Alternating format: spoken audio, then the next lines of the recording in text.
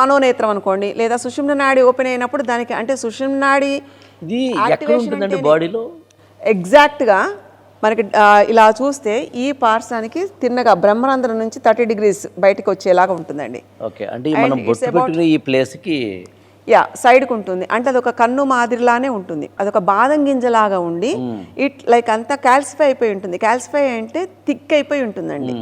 అది యాక్టివేషన్లో చేయాలి అంటే అగైన్ బ్రీతింగ్ టెక్నిక్స్తో చేయొచ్చు, ముద్రలతో చేయొచ్చు, వివిధ రకమైన బంధనం వేస్తాం, అంటే బాడీని స్ట్రిక్ట్గా ఒక పోస్చర్లో లాక్ చేస్తాం. ఇవన్నీ మనకి ఈ సూర్యక్రియలు చంద్రక్రియలు ఉంటాయి, అంటే సూర్య నమస్కారాలు చంద్ర నమస్కారాలు. వీటితో పాటుగా నాడీ దిగ్బంధన, నాడీ శోధన, ఇలాంటివన్నీ వీటితోటి దాన్ని డీకాల్సిఫై చేయొచ్చు.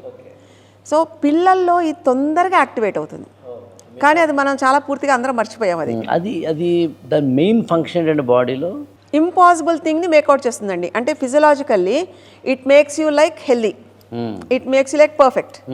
అంటే ప్రాబ్లం రాకుండా అన్నది పక్కన పెట్టండి, ప్రాబ్లమే రానిది అది.